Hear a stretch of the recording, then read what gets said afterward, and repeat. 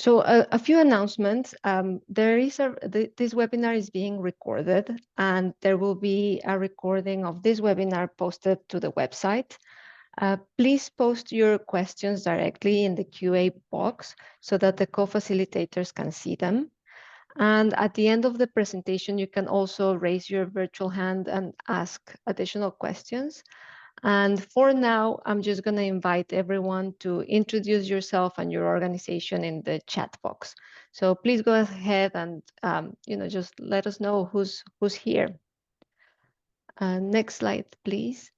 I'm going to share a little bit of an overview from the registration data that you all provided. This is who we are expecting to be in attendance today. There's at least 10 interested community members, 8 self-identified property owners or representatives, 6 contractors interested in working with property owners, and at least 13 different organizations from across San Francisco. 24 out of the 37 people who registered have a project location in mind, so it's a very high rate. It sounds like most of you heard about the Green Infrastructure Grant Program, either through our e-blast, word of mouth, or direct outreach. Thank you for answering our questionnaire at registration. This really helps us make the program more intentional and better. And we can go to the next slide, please. So let's talk a little bit about the purpose of the webinar. During this workshop, we're hoping to highlight the benefits of green infrastructure and share what is new with the Green Infrastructure Program. We're hoping that you will learn how to, 1, assess properties for green infrastructure, and 2, access additional resources and the SFPUC's Technical Assistance Program. We also hope to answer any questions that you may have about the program. And most importantly, we're hoping to celebrate the work of our grantees and also build community with this great group. And we can go to the next slide. Our program for today has 5 parts. The first part will focus on just an overview of green infrastructure. Then we will dive into the program itself, provide an overview and updates. We will take you through a range of frequently asked questions. And then we will provide some tips and tools to assess properties. And we will close the workshop with some next steps and additional questions. And before we dive into the technical aspects of the program, we'd like to thank all of our grantees, stewards, and the broader Green Network. You play the most important role in unlocking opportunities that bring benefits to San Franciscans. And thanks to all of you, the Green Infrastructure Grant Program has now been running for 5 years. And we have here in this slide a few of the program highlights. We have evaluated over 60 opportunities across the city, out of which 25 projects have been awarded. Of those 25 projects, 20 are schools or educational related facilities. And these facilities impact a total student population of more than 6,000 students. Our projects also include public parks, and we have a growing number of partnerships with SFUSD, the San Francisco Recreation and Parks Department, and many other nonprofits. So we really want to take this opportunity to say thank you to all of you for your interest in the program and for being here today. And as well as doing that, we wanted to share some of the highlights and some of the projects that have been recently completed. This is St. Anne of the Sunset, a school year that was recently completed in 2024. If you jump onto the next slide, the project included new trees, rain gardens, and landscaping in the schoolyard, as well as new permeable pavement. The project was featured on the CBS news story that covered the Green Schoolyard project, and we've included a link to the video that was made of the project. Another school recently completed is St. Monica School, this one in the Richmond district, completed in 2024 and including rain gardens and new landscaped areas. And coming up this summer, Everett Middle School will start construction. Everett Middle School is the result of aggregated funding between a Green Infrastructure Grant, private donation, SFUSD bond, and a CAL FIRE grant. The project will include rain gardens, stormwater basins, bioretention planters, and new landscaped areas. And we're very excited about having this project going to construction this summer. Next slide, please. Okay, so before we go into the technical aspects of the grant, I wanted to have a little break here to ask everybody who's in the call, when you think of green infrastructure, what comes to mind? And please add any ideas, anything that comes up in the chat. This could include opportunities in your neighborhood, places that are important to you, the benefits that you think about, and any other stories you want to share. Please go ahead and share a few of those in the webinar. That would be great. And I'll in the webinar chat, and I'll see them here appear in my screen. Any thoughts? Greenhouse gardens. I see that for an opportunity in the mission. Native plants, great.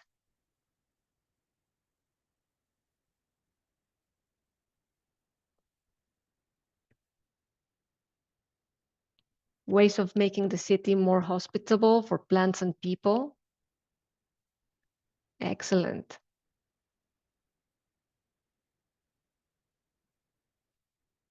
New tree planting, rain gardens, conservation.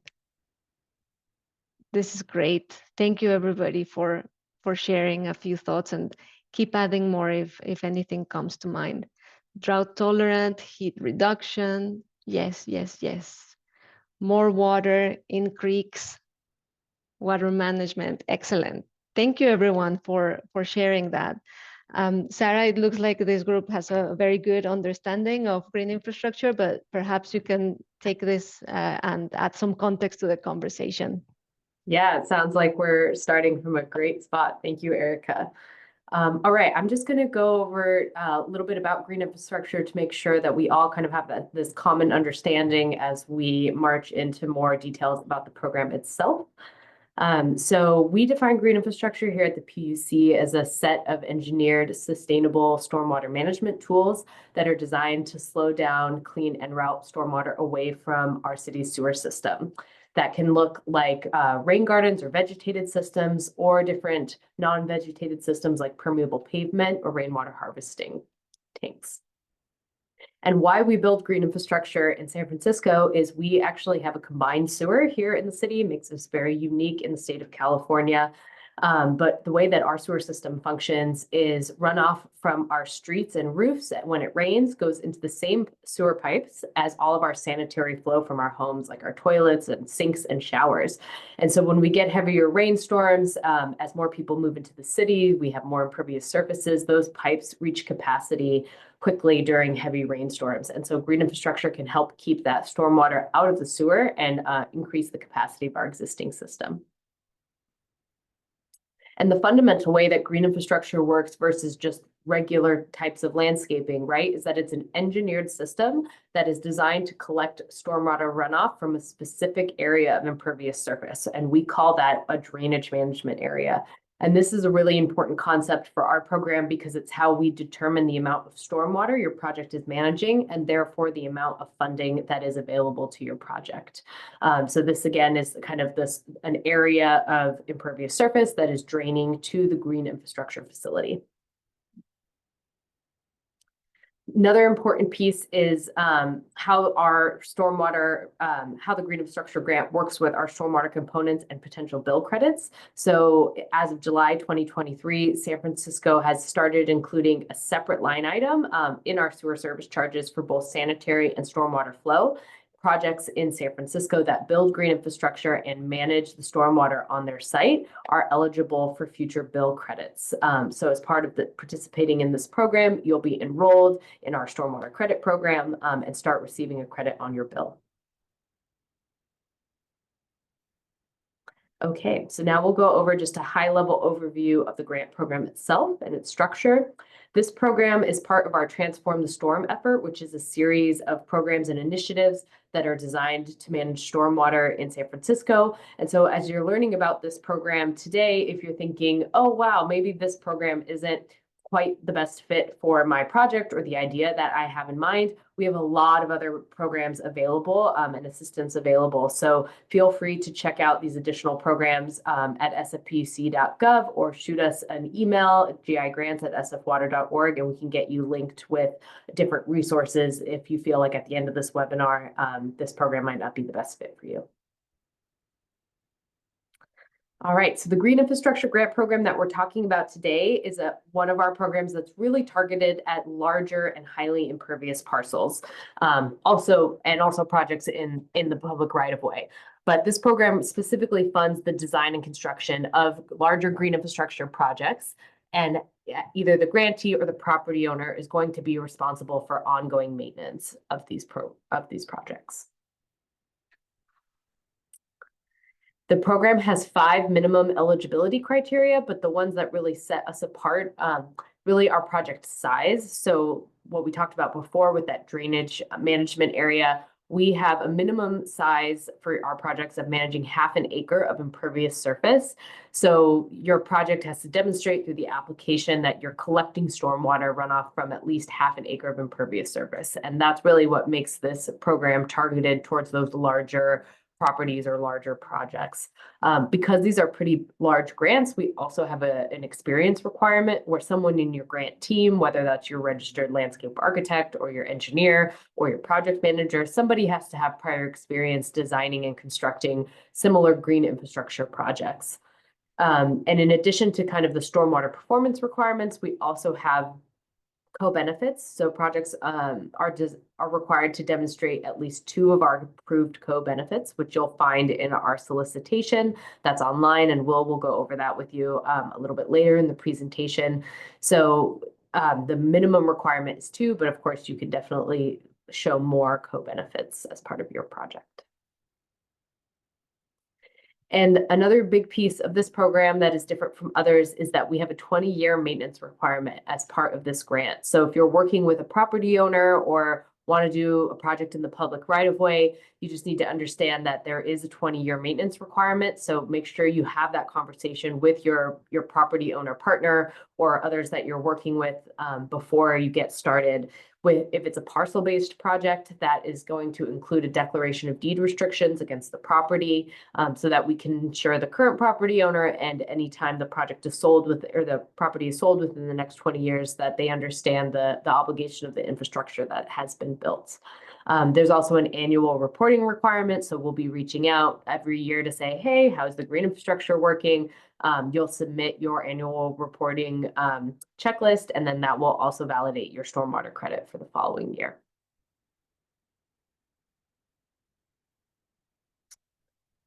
And some recent program updates, we've increased our total funding amount. So this program sets the funding available to the project based on the amount of impervious acre managed or that drainage management area. So the program is currently offering just over $1 million per impervious acre managed, up to $2.5 million total for the design and construction of the project. That's really based, again, on how much area your project can manage. And we also made a recent change of allowing projects that are fully in the right-of-way to be eligible. So if you have an idea for a project that wants to capture runoff from the streets and the sidewalks, you're still subject to that minimum size, that half-acre requirement. But now we will consider projects that are fully in the public right-of-way to receive a grant. And our current spring 2025 application cycle that's open will have applications due on June 2nd. So this is kind of our first touch point with everybody to get thinking about what they want to do and if they want to submit an application this spring. As a reminder, we review all the applications first for a screen to make sure you meet our 5 minimum eligibility requirements. And then the scoring rubric that's included in the solicitation that's online we'll show you how once a project has met the eligibility requirements, you receive scoring. And that has to do with things like adding additional co-benefits and the quality of the concept design and things like that. We'll go over that a little bit with you towards the end of the presentation. And for applications that are submitted this June, we anticipate awards will be announced in July, late July. All right, with that, I will turn it over to Will. Great, thanks, Sarah. So yeah, I'm going to give you guys a little bit more background on some of just the details of the program, including some frequently asked questions that we tend to receive. So firstly, who can apply? So eligible grantees, you can be a property owner, government agency, nonprofit, individuals, or for-profit entities. And there is an option for one of these sort of third-party program sponsors or project managers to apply for the program sort of on behalf of the property owner. And so in that situation, the property owner would need to provide a letter of support at the time of application to show that they're willing to basically take on the long-term maintenance obligations of the project.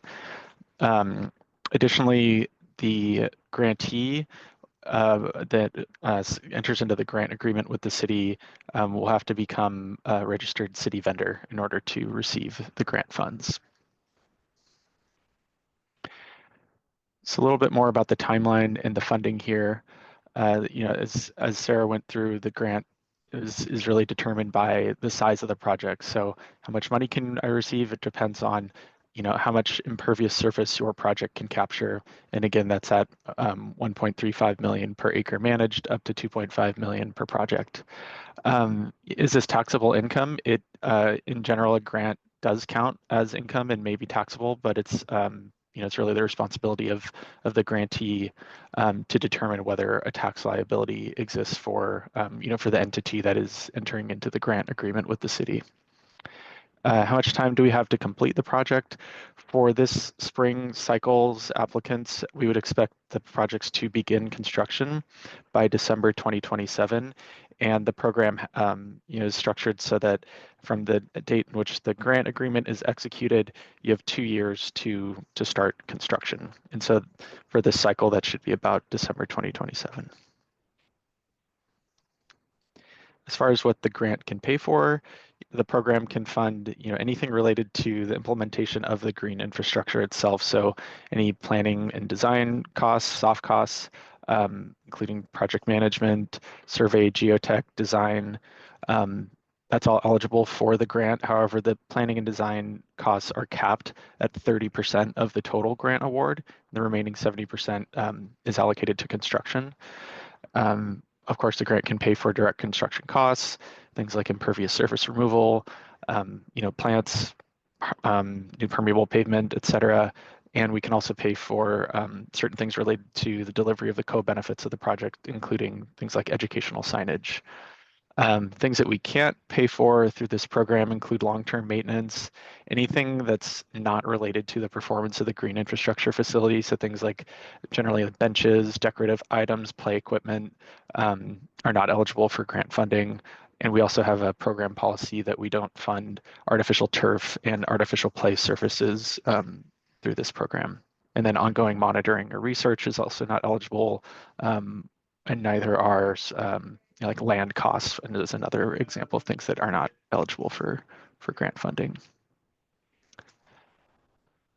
So a little bit more detail here on the projects in the public right-of-way. Like Sarah said, projects located within the right-of-way are eligible for grant funding now.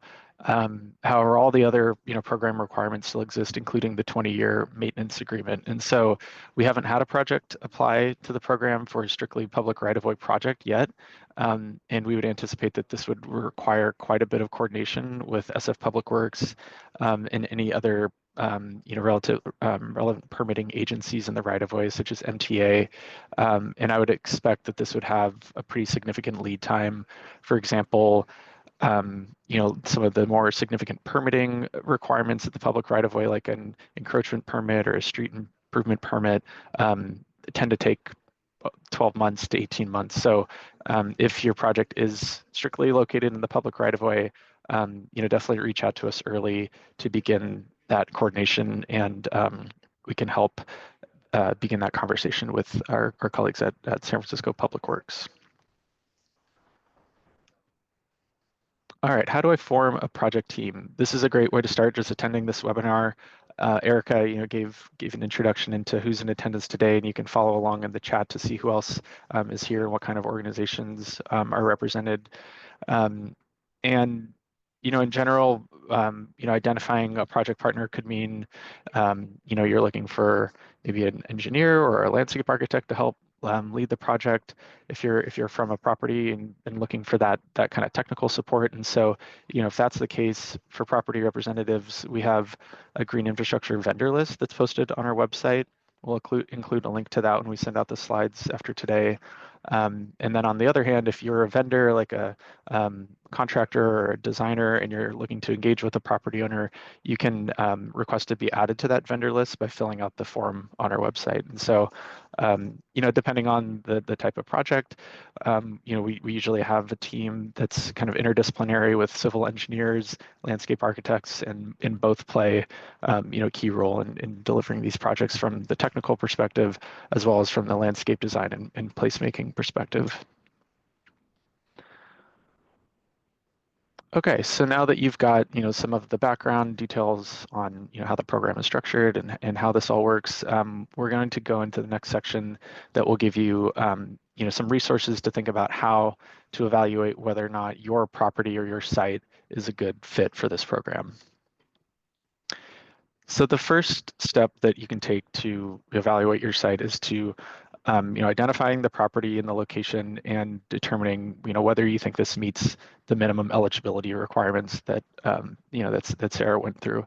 And so that involves checking the size of the project, including those impervious surfaces that could be managed by green infrastructure on the site. And then, checking the location and ensuring that the project is connected to an SFPUC owned and operated sewer system. And so that could be either in the combined sewer area, which is most of the city, about 90% of San Francisco is served by the combined sewer system, or in the separate sewer areas, which are a smaller portion of the city. So just double checking that your project is not located in any of the ineligible areas on our map, which is found on our website. And those are shown in these kind of dark gray areas. So parts of the Presidio are not serviced by the PUC sewer system. And I'll go through an example of how to use our web map here after this set of slides.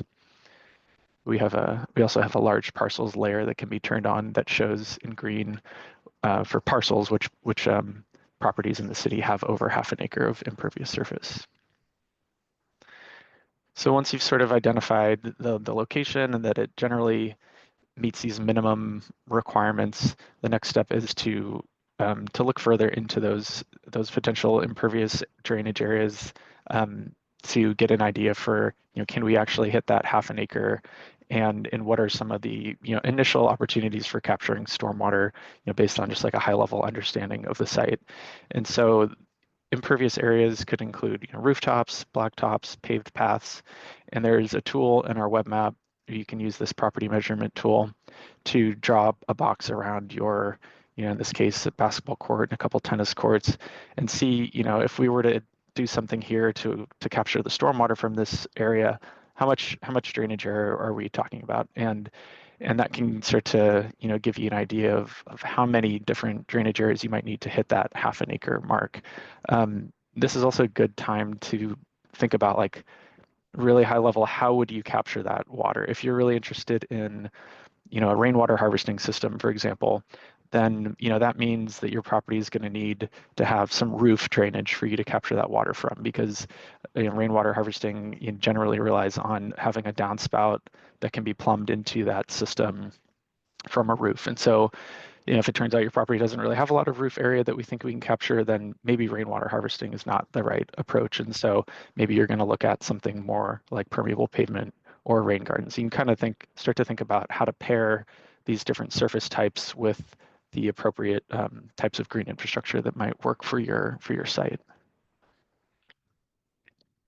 And then from there, the next step that we recommend is to kind of think through, what are some of the opportunities on my property, and then what are some of the constraints. And so when we're interested in capturing stormwater, one of the ways we do that is through infiltration.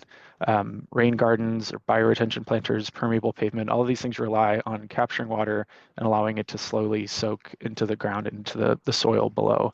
And to do that, you need the right conditions. And so some of the things that make that more challenging are like really clay, like high clay content in the soil that prevents infiltration, really steep slopes, these areas in San Francisco called the Maher map, which are areas of potential soil and groundwater contamination.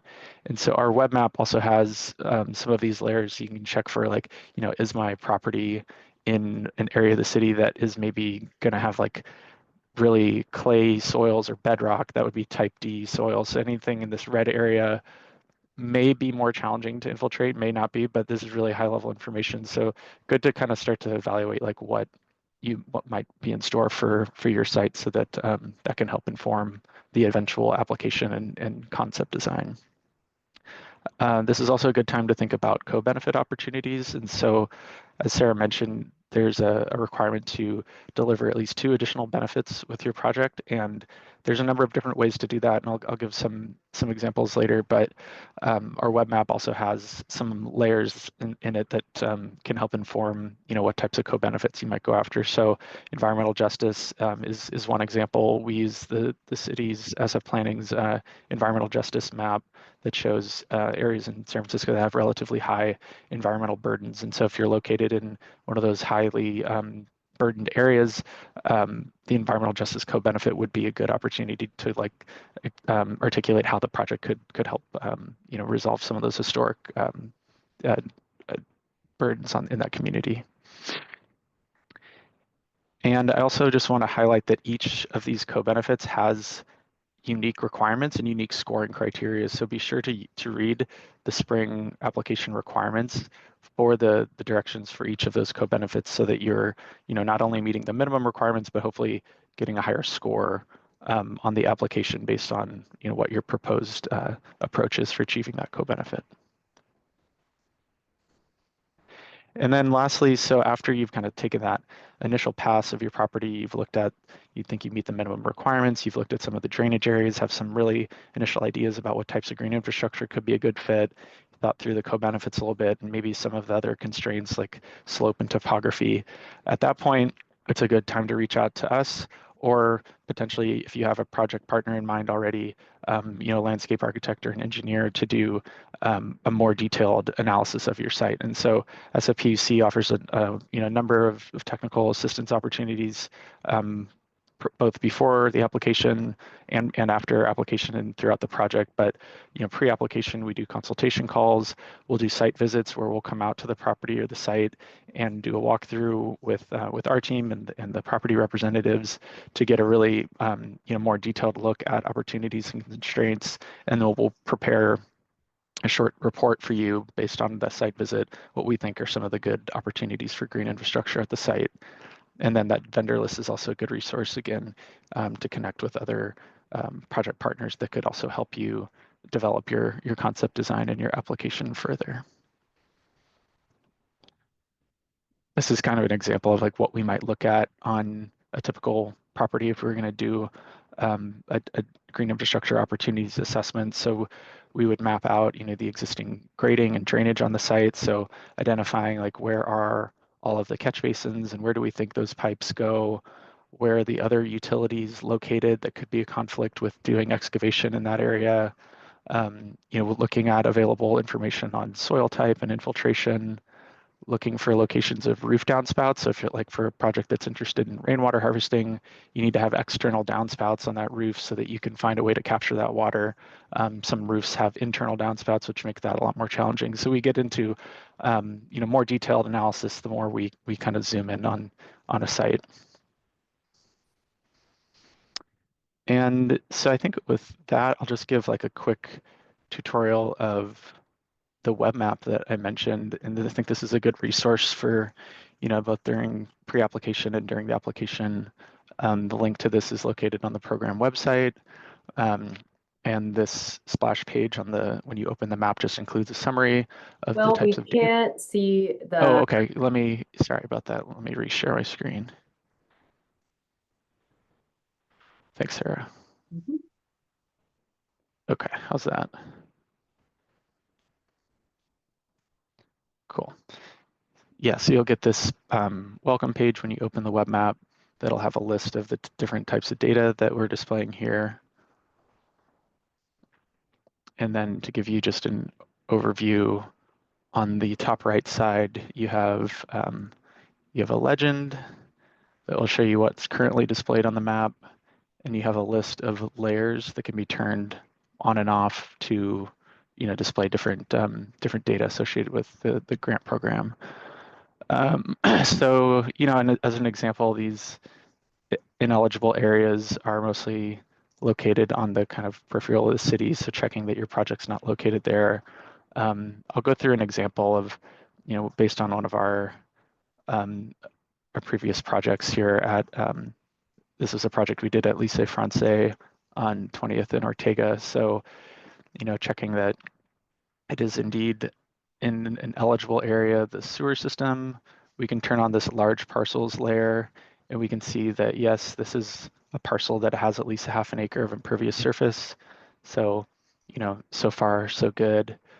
And then maybe I want to take a closer look at, okay, well, I know there's 1/2 acre here, but that doesn't always mean that we can capture all of that surface with green infrastructure. So I'm going to use this measurement tool here in the top right corner, and let's say I just want to look at areas in the back of the property where this is at grade hardscape in the schoolyard. We can do a measurement in acres, and we can determine like how much area is just at grade versus like in the roof areas of the site. So that back area is about 0.21 acres. So if I wanted to do a project on this site, that would tell me I probably need to capture some roof area if I'm going to meet the minimum requirements. And so maybe it looks like these roofs are kind of pitched. So maybe I'm only going to be able to clear that. This is kind of a, looks like that roof is another 0.3 acres. So you can kind of start to add up. This is functioning a little bit weird right now. Let's see if this is, I'm not sure why it's, the shaded area is a little bit strange. So I think it's maybe totaling these areas. Well, sorry, I'm having a little technical difficulties there, but you get the idea. So I think what I would do is I would, look for those large impervious areas, see if I can get to 1/2 acre. And then some of the other things I might look at would be, like soil type. So you can see that we're in a green area, which green is good on this map. You can click on that and read a little bit more about what this means. So type A soils tend to have a high infiltration rate and are generally very sandy soils. So that's a good thing for infiltration. That tells me, maybe something like a rain garden could work well on this site. I might want to look at some of these other things like the Maher areas. So in this case, there is a small portion of the property that may be near or overlapping with the Maher area. And this will tell you a bit more information about like what that means, and it might require some additional coordination with public health to ensure that any stormwater that's infiltrated there doesn't have any impact on adjacent like soil or groundwater contamination. Yeah, I think that those are, some of the just like initial things to look at. We also have the environmental justice map here. There's a layer that shows areas of San Francisco that are a high priority for heat vulnerability. So this is based on the city's heat health vulnerability index published by Public Health. And so these are high priority areas for, reducing heat island effect. And so that could be a potential co-benefit opportunity to prioritize tree planting that reduces temperatures in that schoolyard. And so that could be, a good opportunity for layering in that into our project application and the co-benefits. Okay. And just to wrap up here, I'll share my screen one more time.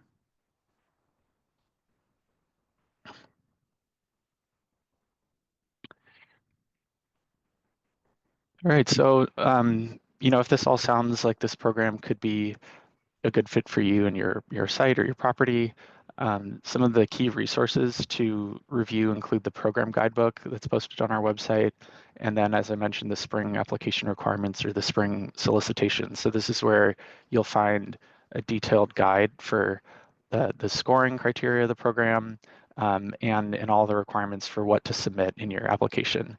Once you've reviewed those two, the third key program material is the application itself. It's an Excel-based application that will include 7 different tabs for general information, project narrative, your budget, performance calculations, co-benefits, project schedule, and maintenance. So there's quite a few tabs there and information that we'll need at the time of application, but I think it's really good to review these application requirements first before diving into the application itself. So how are applications evaluated? Sarah mentioned earlier that the first check we do is for eligibility, and so if that project is is eligible, meets those 5 criteria, then we go on to the full sort of application review and scoring. The scoring is distributed into 4 categories. The first category is stormwater management. So that's where we look at how large is the project, how much stormwater can we capture. That's worth 15 points. The next category is the co-benefits, and so that's where we evaluate which co-benefits the project selected, and how well they demonstrated that those co-benefits will be achieved through the project, and that's worth 30 points. And then the next section is the proposed concept design and budget. That's worth 35 points, so that's a significant portion of the scoring. And for examples of the concept level design, you can go to the website. There's a link to an example of what we expect at the time of application, which is about at like a 10% level of design. There's a budget tab where you can enter line item budget items to show how you would use the grant funds. And then finally, the project implementation plan is worth 20 points, and that includes a maintenance plan and a schedule and a description of the project team and how they've met the requirement for having previous experience delivering green infrastructure. And so again, the spring application requirements document describes how all of these points are allocated in a lot more detail, including specific scoring criteria for each of those co-benefits. Yeah, so as far as next steps, all those resources I mentioned are on our website, including the web map. You can always email us at gigrants@sfwater.org for any questions or to schedule a site visit or an opportunities assessment with our team. And then again, applications are due June 2nd, and we plan to announce awards in July.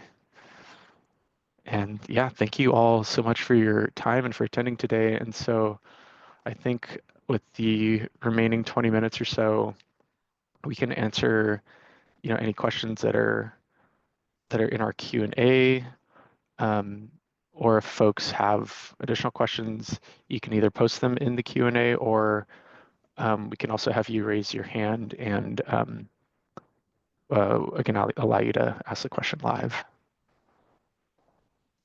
Erica, do we have any questions that we should address that are in the Q&A? Not from the chat, but in the Q&A, we have one open question. Matthew is asking, how much community engagement do you like to see at the time of application versus following project acceptance? Yeah, that's a great question. Yeah, so I mean, ideally, we would want to have, generally like a buy-in from the site representatives, like whoever uses the property or the site at the time of application. And so I think like it's good to have representatives from the whoever's using the site, any operations or maintenance staff that's available to attend any site visits or meetings that we do before the application, and having them review the draft concept design before it's submitted. But we also recognize that projects are moving at different speeds and are applying for the grant at different times in their sort of project life cycles. So some of that detailed like community engagement meetings can happen after award, but I think we definitely recommend like having at least a couple of touch points with the community.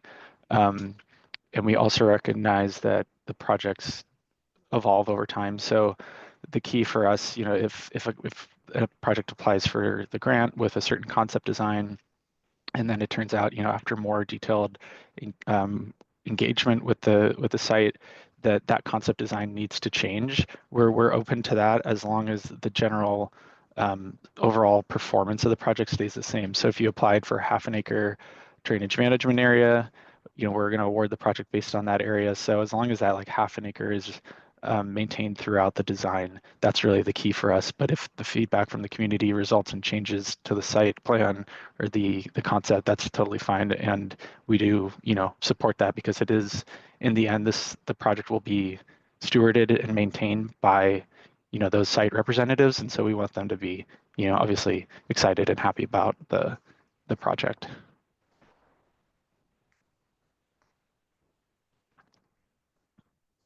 Great, that's great. Will, there's a few other open questions here that maybe we can take. I see Jackie Numa's question. My neighborhood Bayview has a project to protect a natural open space that doesn't quite fit today's grant goals. Who can I contact to learn about other possible grant programs SFPUC has that may apply to our project?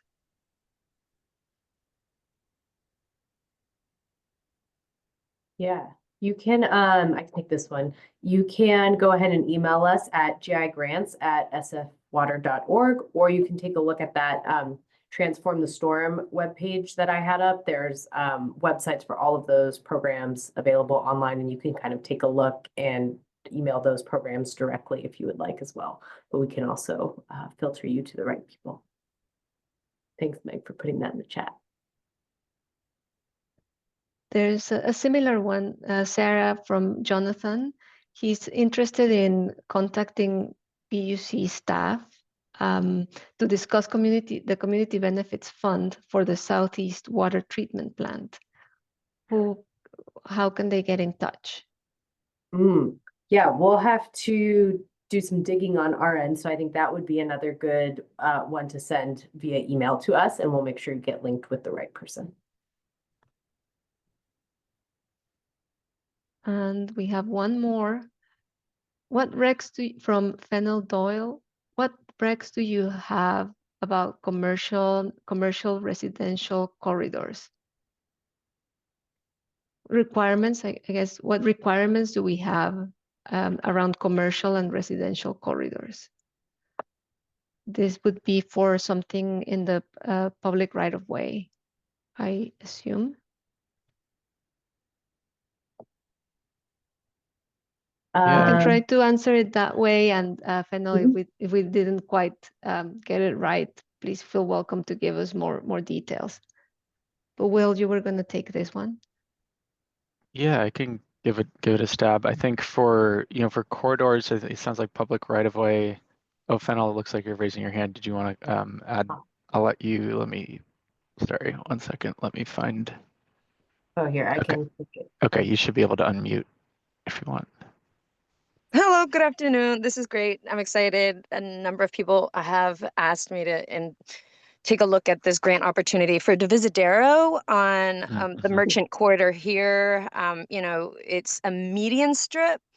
So there's a lot of mixed use, mixed access. So I didn't know if you had any lessons learned from other like quote unquote like main streets. There's a lot of heavy foot traffic here, but it is actually the median that would be we might really have revitalized in terms of lessons learned from other kind of similar native Main Street or rain garden corridors.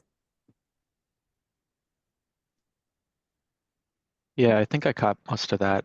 Yeah, Divisor, I'm familiar with that street and the median there. Medians can be challenging because generally roadways are pitched away from the median, so they're graded to allow water to flow towards the curb and then down the gutter into the sewer system. And so the median tends to be a high point, which is not ideal for capturing stormwater because you want to capture the water at a low point. And so that makes medians usually a bit challenging to work with. But I think like some examples of other projects in the right of way that that you can see, like the PUC has done work in other areas of cities like Mission and Valencia, Cesar Chavez, Sunset Boulevard. And so those are the types of facilities that we can, kind of work with in the right of way. I think for Divisadero, we found that there's also a planter on actually Divisadero and in Oak or Fell, I think.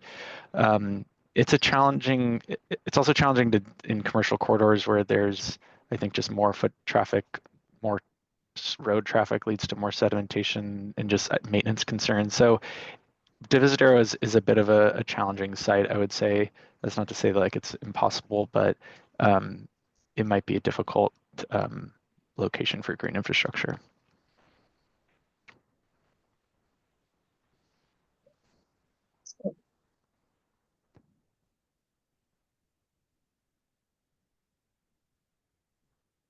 Okay, it looks like Fennel, you have your hand raised again. Do you want to ask a follow-up question? Yes. Hello. Yes. Hi.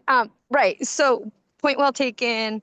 And in terms of environmental justice and being, a heat, high on the heat index, it all becomes like a cyclical problem, right? So like, no, we can't allow you to do that there because we have a car-centric road design at the moment. So the idea would be to leverage right now defunct irrigation that's already on like permeable Divisadero median, because I think there was a previous attempt to greenify or plantify the area to make it more hospitable and livable. So it'd kind of be like a reimagining of that to reinforce like the original idea, because right now it's constitutes blight. Does that make sense? Yeah, sure. Yeah, definitely. Yeah, I hear you there. Yeah, I think this would be a good one to, to reach out to our team directly, and we can take a closer look at the, specific locations that that you're interested in, and we can give some more, give it a closer look at the specific sites. Awesome. Thanks. Okay, I it see looks like, another raised hand. Yes, yeah. Renee. Oh, hello everybody. This is Rene with Public Works Hydraulics. I have a question. It might be a little technical, so I would understand if you don't have the answer. But you showed us a map, like a high-level soils map, and I was wondering, when you are going through the application process and you're trying to determine what's the best green infrastructure to propose, is it sufficient to base it off this high-level soils map, or are you expecting to have like a geotechnical report that includes like infiltration testing or contamination testing? Like how much information or how rigorous is the information that you require for the application? Yeah, great question. No, for the application, planning level analysis is totally acceptable. So you can use the map that Will went over, and the application also has like built-in soil selection that you can put in for your project. So if you're like, hey, we're out on the west side and we think pretty sure we're going to have good soils, you can use the map and say, we're going to have A-level soils and base your design off that. And then the program will fund geotech and other additional investigations that are needed as you get into detailed design. Thank you. That's good news. Thank you.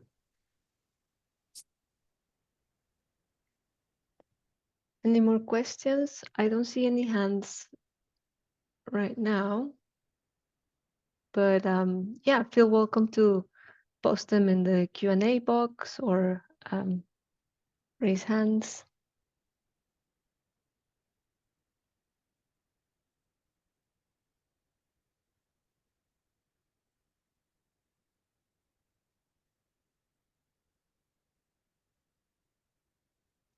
I see Fennel has a hand up, but I also see a question in the box. Eric asks, who is the best contact for irrigation leaks on public lands? That depends on the location. You can always do a 311 request or 311 input to show where that to report it to the city. But if you happen to know, like, oh, it's a public park, and you can contact Rec and Park as well directly. Thanks, Sarah. So I don't see any other questions in the chat. Fennel, you want to add? Yes, I could pick your brains all day. I was curious if you had an overall aggregate assessment of where the lion's share of your previous projects goes towards. Like, is there a particular department? That's question one. Question two is there a long pole typically, given the bureaucracy in the city, to coordinate the agencies in order to get these extraordinary, beautiful milestone projects in the ground and sustainable? So curious, the question first one was in regards to, hey, we found that, you know, for example, 30% of the budget typically goes to Department of Public Works. And then, you know, I don't know, then there's just smaller minority budgets. Then also maybe along the lines of like, well, we found that working with, I don't know, alterations with the SFMTA in terms of parking has, you know, can take up to 8 months. So curious about the long pole typically in the projects that you've successfully executed. And then where does the lion? Sure. Yeah, I can go ahead and take that, Fennel.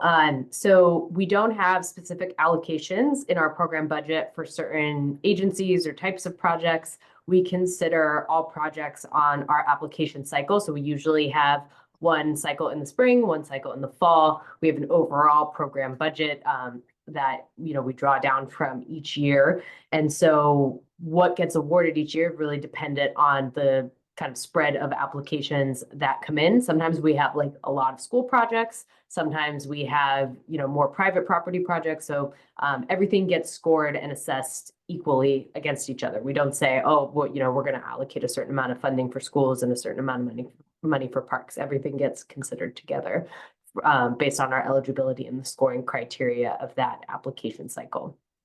And then, you know, to kind of the timeline question, right? Like, you hit the nail on the head. These are large infrastructure projects. They're complicated. They sometimes can require a lot of coordination from different city agencies. And so kind of every time you add a layer of complication there with like public realm improvements or needing, you know, agency coordination, that does take a lot of time. But, you know, our staff is here to support those conversations happening. A lot of times projects come to us or community members come to us with some of those relationships already established, and we're able to support from there. And so the range we see and kind of how long it takes for these projects to come to fruition does vary a lot. But what I will say is when, you know, projects are working with other public entities or agency partners, we do a lot of work with them before they apply. So it's not unusual for us to have a lot of conversation and communication with projects for 6 months, a year, even 2 years sometimes, while the project is getting steam, getting going, getting like initial buy-in from all of those project stakeholders, and then they apply to our program. Because as Will went over in the presentation, right, we have that 2-year to construction deadline. So we really encourage projects and we will work and support projects to do a lot of that initial coordination outside of our grant process timeline, like being awarded, so that when you do apply for funding and you get awarded, everybody's really ready to kind of dive right into that detailed design phase.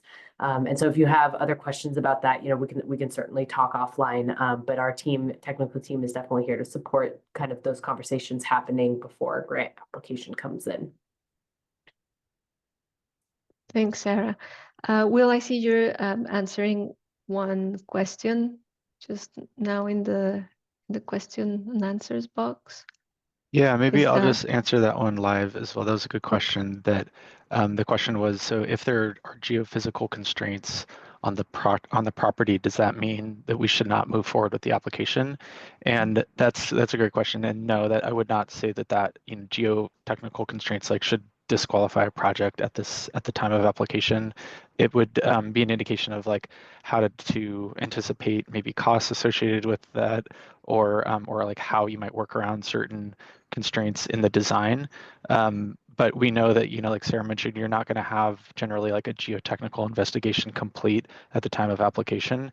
And so we have to kind of move forward with the best information that we have at that time. And then the first step that you'll take if you get awarded the grant would be to begin design. And that would start with a survey and a geotechnical investigation to really, determine like what those constraints are and collect more data on those to determine like how that would affect the project. Thanks, Will. There's one more raised hand. If you can unmute yourself and ask your question, Misha. Yes, go ahead.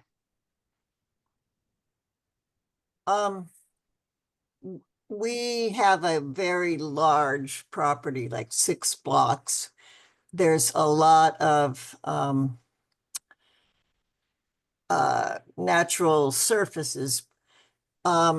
And we have to get permission from our board of directors and our property manager in order to proceed with anything. And I'm wondering if we were to do, rather than the whole property, a portion of it, and it looked like it's definitely going to be successful, would we then be able to apply later on to expand it?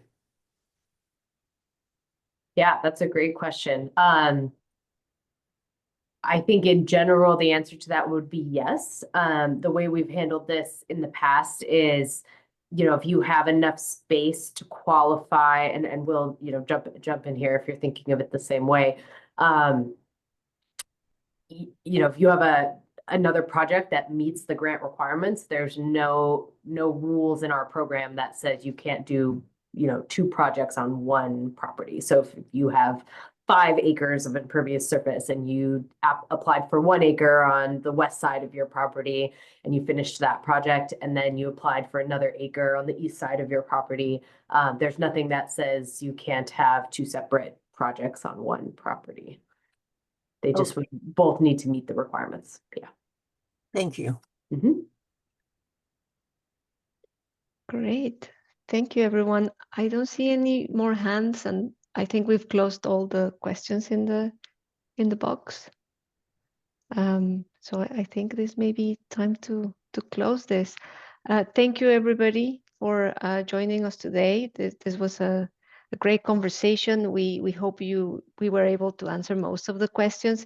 If you have more questions, please do not hesitate to get in touch with the team. This is the perfect moment to do so. Whether you're applying for this cycle or considering for the next, we encourage you to always get in touch. And thank you.